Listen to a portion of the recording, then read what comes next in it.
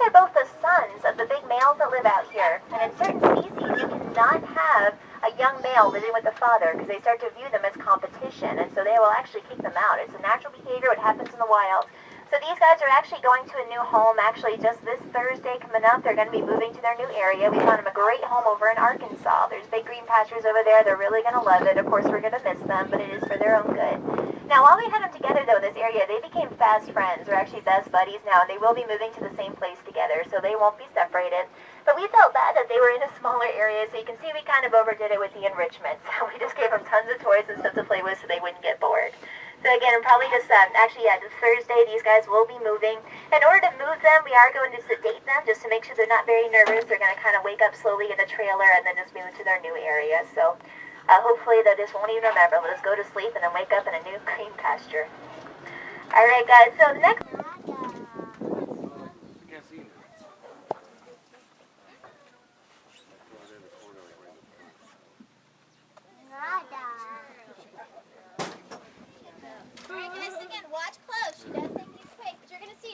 These biscuits from me and gulp them right down. Ostrich have to swallow their food whole, because if you look at her bill when she grabs it, you'll see she doesn't have teeth in her bill, so she cannot chew. But to make up for that, the bottom of her neck, she has an organ called a gizzard. And there's a bunch of rocks that grind up the food for her, so she doesn't need to chew. And if you take a look at her neck now, you can see this whole clump of cookies working its way down. Isn't that weird? Now you will see it is her instinct to bite at whatever is in front of her face. It's just what an ostrich does, but it's not her being mean. Because if she was feeling mean, she wouldn't be biting at me at all. What she would be doing is kicking at me. Do you guys see that big claw she has, the end of her big toe? That's her weapon. When she feels upset, what she does is kicks forward, kind of like a giant step, catches you at the chest, and rips down. They have a very powerful kick and have been known to disembowel animals attacking them with it. That's not something you hear about. What you looking at? That's not something you hear about happening often, though, because these guys are really a big chicken at heart. They always try to run away from danger first. And they're fast. They can reach speeds of 50 miles an hour. So what's even cooler than that is they can maintain that speed for a half an hour straight. So these guys are like the marathon runners of the world. But one last thing I want to show you on her, you guys take a look at the back of her head. You see those two holes right there? Those are her ears. They have great hearing. You'll also see how big her eye is compared to the rest of the head. They have the largest eye-to-head ratio of any animal. So great hearing, great vision. But unfortunately, those impressive eyes and ears don't leave a lot of room for a brain in that head.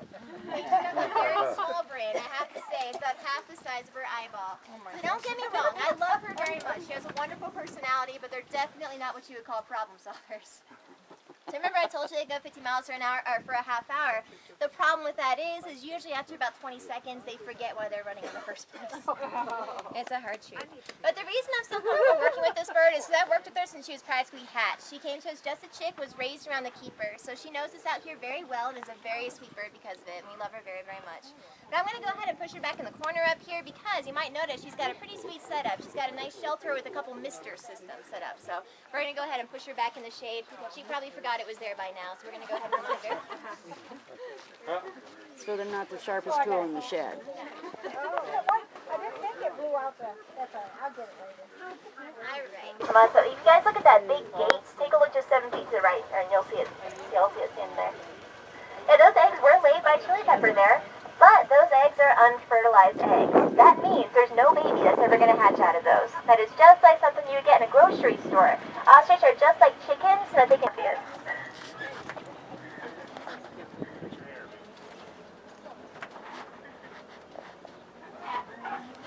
So one other thing, I keep telling you how natural it is out here that is not from Africa. They are native to Asia as well. And you say for the most part, they really do resemble a giant cow. Actually, where they come from, it is a common practice to catch those animals when they're babies, and they will bond onto one person and become very loyal work animals. And over there, they are used mainly as a beast of burden, utilizing that strength towards the rice paddy fields.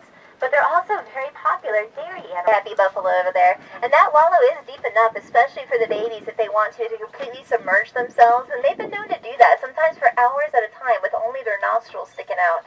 And actually one time I came through here and I couldn't find any water buffalo, but this did look like a jacuzzi. They were seriously all underwater and blowing bubbles for like 30 seconds. It was really cute. So you can see the two kiddos in the middle there. That's Smudge is the brown one and Sephora is the black one.